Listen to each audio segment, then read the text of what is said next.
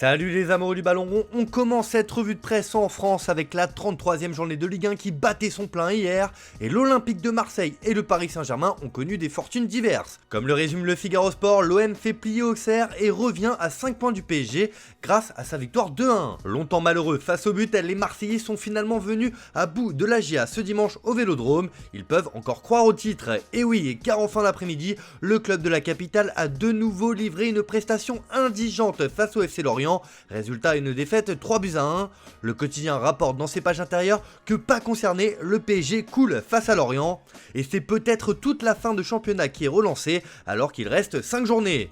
Le Lens Marseille de samedi s'annonce capital dans la course au titre. En Angleterre aussi, on a eu droit à une sacrée journée de Premier League avec un choc entre Liverpool et Tottenham qui s'est soldé par une victoire à l'arraché des Reds 4-3. Au-delà du scénario fou, ce qui fait réagir ce matin, ce sont les réactions des deux entraîneurs, Jürgen Klopp et Ryan Mason. Comme le placard The Daily Telegraph sur sa une, c'était la rage des managers à Anfield hier après-midi. Klopp pourrait être poursuivi par la FA après avoir accusé l'arbitre d'avoir un parti pris contre Liverpool lors de la bataille des prétendants à la Ligue des Champions.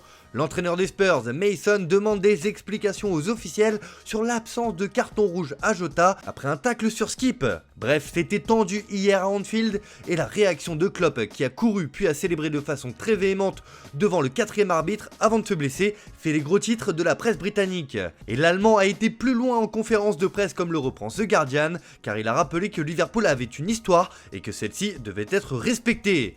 Klopp en colère contre les arbitres après le scénario fou de Jota et la victoire tardive, mais le Daily Mirror explique que le manager des Reds risque gros après son coup de sang. Klopp risque une action en justice pour avoir frappé l'arbitre Tierney à la suite d'une victoire folle sur les Spurs en fin de match, rapporte le tabloïd. Et oui, comme l'indique de son côté le Daily Express, Klopp va devoir s'expliquer après sa réaction sulfureuse.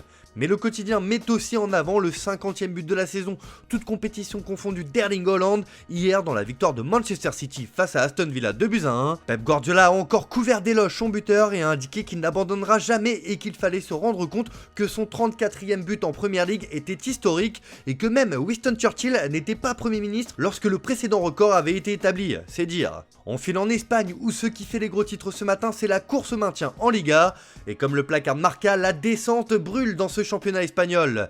Cadiz remporte la finale face à une équipe de Valence 2-1 qui a retrouvé ses habitudes. Bordalas est battu avec Retafe pour son retour dans le duel direct contre l'Espagnol 1-0. 6 équipes se livrent une lutte acharnée pour le maintien en première division.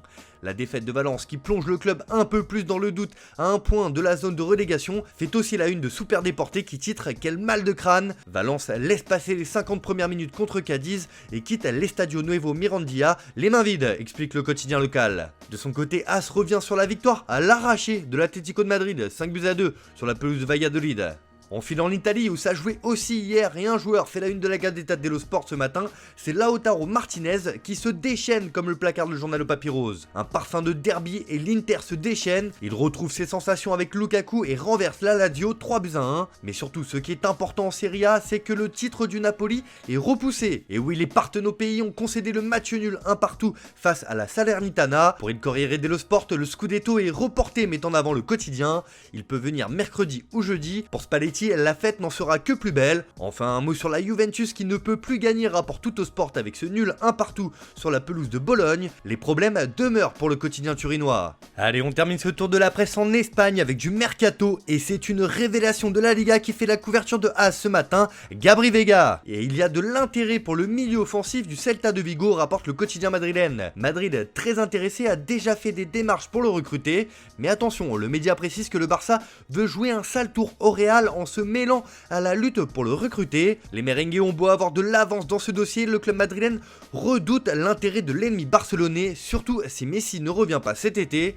Surtout que le joueur de 20 ans voit Liverpool, les deux Manchester et le Bayern Munich être aussi sur les rangs. Bref, Gabri Veiga ne manque pas de prétendants malgré sa clause libératoire de 40 millions d'euros.